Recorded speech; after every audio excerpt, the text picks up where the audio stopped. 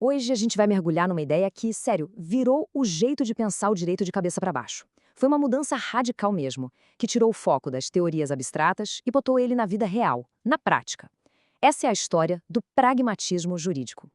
Para a gente entender essa revolução, tudo começa com duas perguntas bem diferentes. Pensa assim: de um lado, na Europa, a grande questão era super teórica. O que é o direito? Sabe, uma busca por um sistema puro, lógico, quase uma matemática.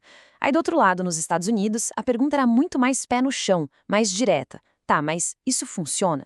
O direito era visto como uma ferramenta que tem que resolver problemas. É exatamente esse o contraste: a teoria perfeita contra o resultado prático. E claro, essa nova forma de pensar não apareceu do nada, né? Ela nasceu foi no meio de uma crise. Um daqueles momentos da história em que as velhas respostas simplesmente não funcionavam mais para as perguntas novas e super urgentes que estavam surgindo.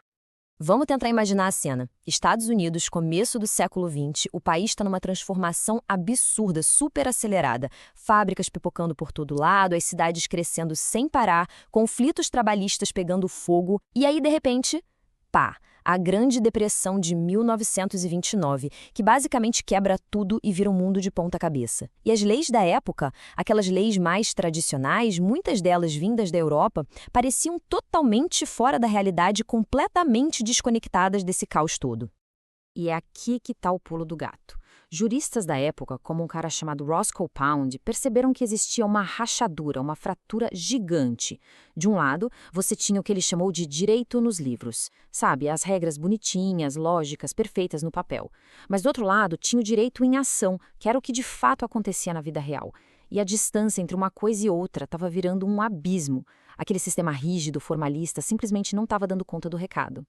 Essa falha toda, claro, gerou uma reação muito forte. Uma nova geração de pensadores do direito basicamente bateu na mesa e disse: chega! Eles não aceitavam mais aquela ideia do direito ser uma espécie de máquina perfeita que só aplica regras de forma automática. O que eles queriam era um direito que fosse uma ferramenta útil de verdade. Pois é, e foi bem no meio dessa confusão toda que nasceu a filosofia revolucionária do pragmatismo jurídico americano, trazendo uma ideia central que é mudar completamente o jogo. Essa frase aí, ela é do lendário juiz Oliver Wendell Holmes Jr. E ela é basicamente um manifesto dessa nova filosofia. O que ele está dizendo aqui é algo revolucionário para a época. É tipo, para entender o direito de verdade, para de olhar só para a lógica dos códigos, olha para a experiência das pessoas, para as necessidades da sociedade, para como as decisões dos juízes impactam a vida real.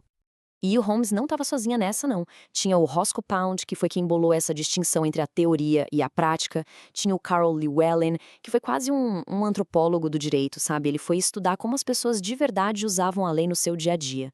E o Gerald Frank foi ainda mais fundo. Ele começou a analisar a psicologia dos juízes, mostrando que eles são seres humanos, cheios de vieses, experiências e não robôs lógicos. Tá, então, resumindo, o que é o pragmatismo jurídico? No fundo, é isso. É uma filosofia que olha para o direito e vê uma ferramenta. Pensa no martelo. O valor do martelo não está em quão bonito ele é, mas se ele consegue pregar o prego, certo? É a mesma coisa aqui. A lei funciona? Ela resolve o problema? São essas as perguntas que realmente importam. Ok, a ideia é boa. Mas e na prática? Como é que isso funciona? Qual é, digamos, o kit de ferramentas que um pragmatista usa para analisar o direito? A peça central desse kit é o consequencialismo. O nome parece complicado, mas a ideia é simples e muito poderosa. Basicamente é o seguinte: não interessa se a lei é bem intencionada ou se ela é linda no papel. O que importa de verdade é quais foram as consequências dela no mundo real. O resultado final é que vai dizer se a lei é boa ou não. Vamos pegar um exemplo prático. Lei do salário mínimo. A abordagem antiga, mais formal, ia perguntar: essa lei é constitucional. Ponto. O pragmático, por outro lado, vai direto ao que interessa. Ok, e na prática? Essa lei ajudou a diminuir a pobreza? Ou será que ela acabou gerando mais desemprego? O foco é totalmente no impacto real na vida das pessoas. Outro exemplo agora na área criminal. A pergunta clássica seria sobre a proporção da pena. A punição é justa para o crime cometido? Já a pergunta pragmatista é sobre a eficácia. Essa sentença vai de fato diminuir o crime? Vai ajudar a reabilitar essa pessoa? A prisão está funcionando como deveria ou só está criando mais problema?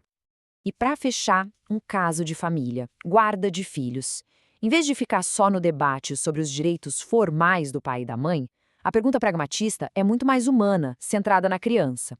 No fim do dia, qual decisão vai proteger melhor o bem-estar dessa criança? É essa mudança de foco. Sai do direito abstrato e vai para o impacto concreto na vida de alguém.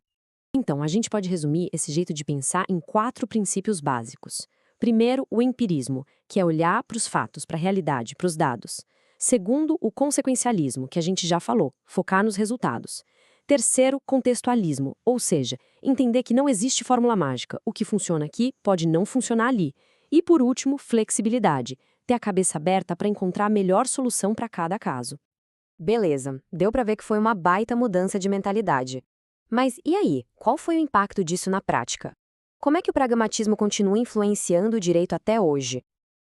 O legado foi gigante. Primeiro, o pragmatismo meio que forçou os juízes a serem mais honestos sobre suas escolhas, admitindo que eles não são só máquinas de aplicar a lei. E também a pensar nas consequências reais do que eles decidem. Fora isso, ele abriu a porta para outros movimentos super importantes, como o direito e economia e até os estudos críticos do direito.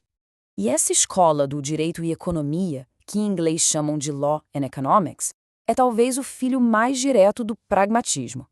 Pensa só, caras como Richard Posner pegaram aquela pergunta, a lei funciona, e levaram ela ao extremo, traduzindo para a linguagem da economia. Para eles, o teste final para saber se uma lei é boa é a eficiência econômica. No final das contas, o mais interessante do pragmatismo é que ele não entrega uma resposta pronta. Pelo contrário, ele nos deixa com uma tensão, uma pergunta fundamental que até hoje está no coração de qualquer debate sobre direito. E a pergunta é exatamente esta: qual é o verdadeiro papel de um juiz? Ele deve ser um servo da lógica, um aplicador frio e mecânico das regras que já existem, ou ele deve ser um solucionador de problemas, quase um engenheiro social que usa a lei como uma ferramenta para tentar melhorar a sociedade? Pois é, não tem resposta fácil para isso.